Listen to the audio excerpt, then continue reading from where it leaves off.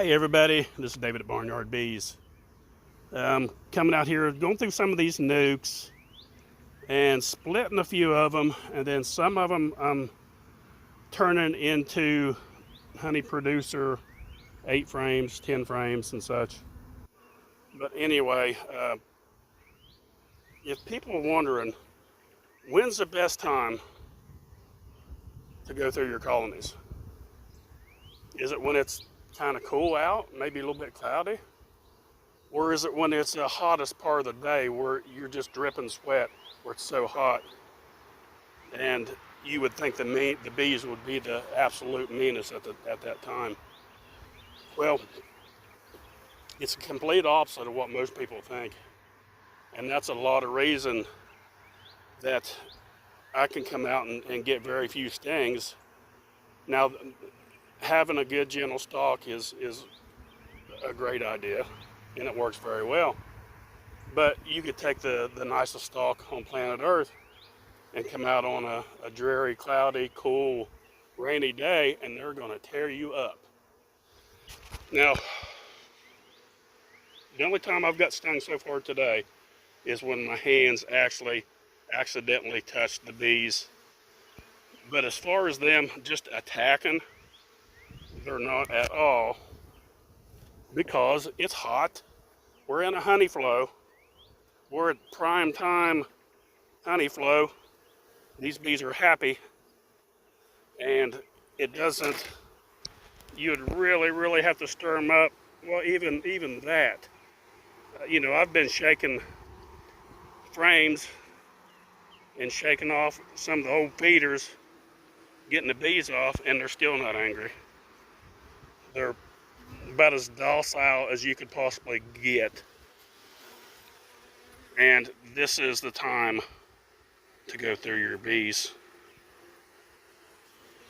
Checking them out, make sure there's no queen cells.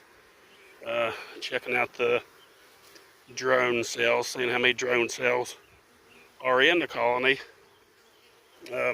If you know much about bees or haven't went through them much, when they get so crowded, you'll see an increase in drone cells, and the next step is queen cells. So kind of keep an eye on that. Your bees could be swarming pretty soon after, so that's when it's a good time to keep an eye on it. Did a video here, I kind of want to talk about it a little bit. I didn't reflect on the last video about installing packages and then waiting about 30 days before you go through them.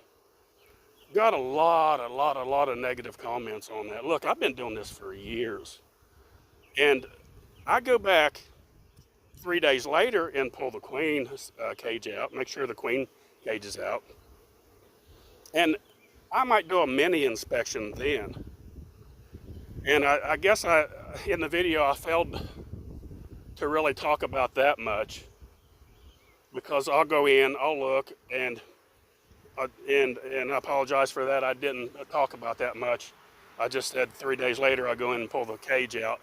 But I do a mini inspection, but it's not like a thorough inspection. But I was initially talking after that, you can go 3 or 4 weeks and just let them go. Because when you pull that cage out, you go look, and you're going to look at your queen, find your queen. They're already going to be drawing out cells by then, and worker cells, and she should be laying a small pattern. And this is a mistake a lot of people make. They'll look after that and see that she's got a very small pattern, and pull the queen out and change the queen out.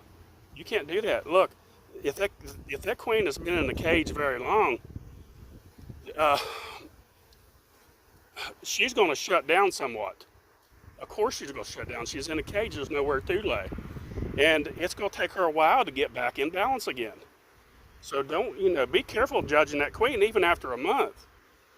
She'll pick up pace as she goes on. This has gone through thousands and thousands of colonies and installing thousands of packages that I've done over the years. And that's the experience I'm talking about. A lot of people frowned on and said, no, you can't, you can't do that. You're gonna, the queen may be dead or blah blah. And I guess I failed to talk about that. But anyway, I just wanted to address that.